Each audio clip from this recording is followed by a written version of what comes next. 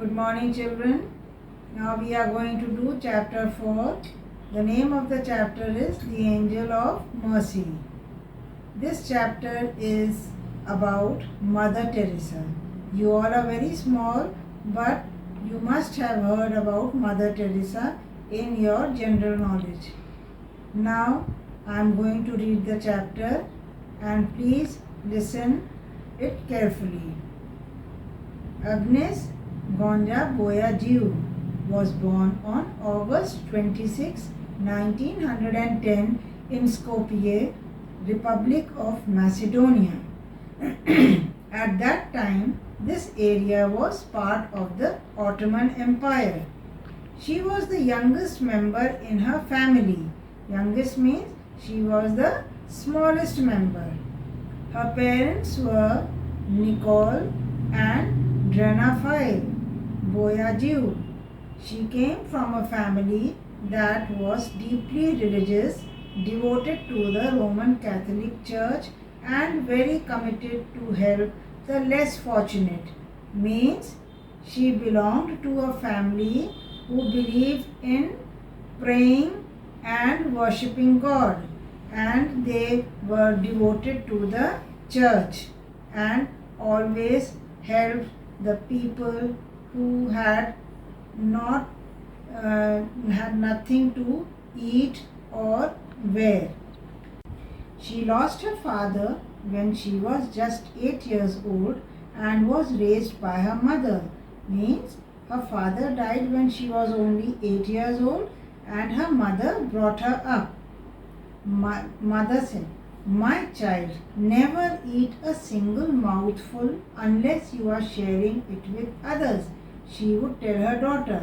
Means her mother told her that always share food with others also. Don't eat alone. When Agnes asked about these people, she replied calmly, "Some of them are our relatives, but all of them are our people." This left a deep impact on young Agnes. Now, her mother explained her that some of them are relatives, means some of them must be uncle, auntie, sister, brother, but all of them are people, means all of them are human beings. She decided to devote herself to the service of God at a very early age. When she turned 18, she left home to join the Sisters of Loreto congregation to become a nun. She spent a year in Ireland where she learned to speak English. She took the name of Teresa after Saint Therese.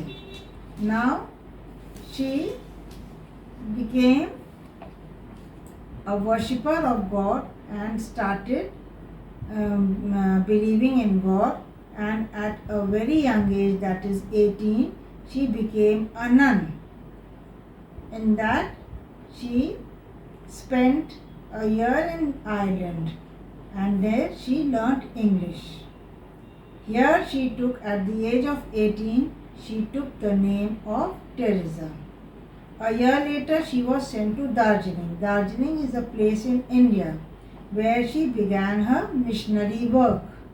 Once there she learnt Bengali in order to talk to the local people. In Darjeeling, people used to speak Bengali, so she learnt the language Bengali so that she could talk to the people.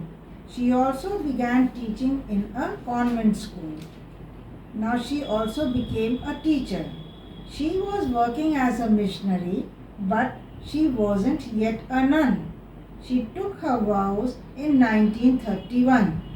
Means she became a nun. You all have seen a nun? They wear gowns, white gown, and they cover their head, and they don't marry, and they are in the service of God. Following the custom of Loreto nuns, she now took on the title of Mother. Now she was known as Mother Teresa. However, she continued to teach and went on to become the headmistress of a school in Kolkata. Kolkata, children, you all know, is capital of West Bengal. and there she became the headmistress. She was loved by everyone for her kindness and devotion to education. In there, everybody loved her. Why? Because she was very kind, very loving. In 1946, while traveling in a train, she heard someone say to her, "I want Indian nuns, missionaries of charity, who would be my fire of love amongst the poor, the sick, the dying, and the little children. You are, I know, the most incapable person, weak and sinful. But just because you are that, I want to use for my glory. Wilt thou refuse?" She knew they were the words of Jesus. Jesus is God of Christians. They worship Jesus. So, she felt that Jesus was talking to her, that he wants her to serve the sick, the poor, and the needy people. She was 36 years old then. She was 36 years. She decided to follow those words and began her missionary work in Kolkata slums. Slums is a place, children, where all these rag pickers and all poor and needy people, those who don't have to eat, those who don't have house to live, they stay there. It was not easy because slum is a very dirty place. You can't go and stay there. She needed a permission to leave the convent. Now she had to take permission from the convent that I want to go and work in the slums. She got it after 1.5 years. After receiving medical training for 6 months, she set out to care for the sick and needy. Now, as she was not a doctor, so she had to take a medical training so that she could look after the children or the ones who were not well and they were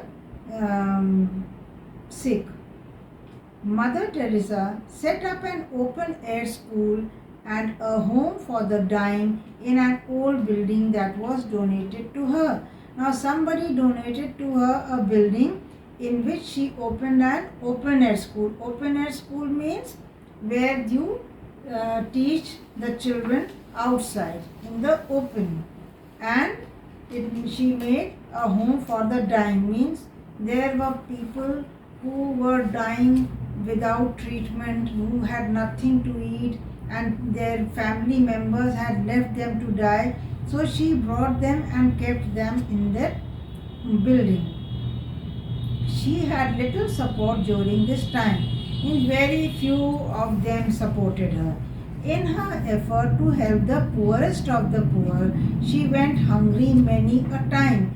Means, as her mother had told her that don't eat alone, always give others before eating. So, in this time, she used to offer food to others instead of eating, and she used to sleep hungry many times. Missionaries of Charity, the banner under which Mother Teresa did her work, was recognized by the church in 1950. Its sole purpose was caring for the hungry, the needy, the homeless, the crippled, the lepers, and the lonely. Now this Missionaries of Charity, it is all over the world, and in India also you have it. If you ask your parents, they will tell you more about it. And this was to take care of the ones who were hungry, who had nothing, who were homeless, means they had no home, crippled means they were unable to walk, lepers who had leprosy, and the ones whose family members had taken them out of the house and left them alone on the street. Missionaries of Charity started its work with only 12 members. Most of them were students Mother Teresa had taught while at school or former teachers. Mother Teresa was able to establish an orphanage. Orphanage is a place where children whose parents have died, they are kept in that place. A leper colony, people who suffer from leprosy, many mobile health clinics, a family clinic, and a nursing home between 1950 and 1960. In February 1965, Pope Paul VI presented the Decree of Praise upon the missionaries of charity. Now Pope is the highest person in the church. This made Mother Teresa begin work in countries other than India. She opened the first American charity in 1982. She went to the Muslim area of Beirut to help children of both Christian and Muslim faiths. She also spoke at the United Nations 40th Anniversary General Assembly. Mother Teresa received the Bharat Ratna Award in 1980. This is the highest award given in India. This is the highest honor that an Indian civilian can receive. She also received the Soviet Union's Gold Medal of the Soviet Peace Committee, and in 1979 she was awarded the Nobel Peace Prize for her work in bringing help to suffering humanity. Mother Teresa breathed her last on 5th September 1997, means she died on 5th September. 5th September, children, is Teachers' Day. On that day, she died in 1997. She was canonized as a saint on September 4, 2016 by Pope Francis. Means she became a saint and people started calling her Saint Mother Teresa. So this chapter, children, I have read the chapter. You all also can watch the video and see how I have read it, and you also do the reading. Thank you.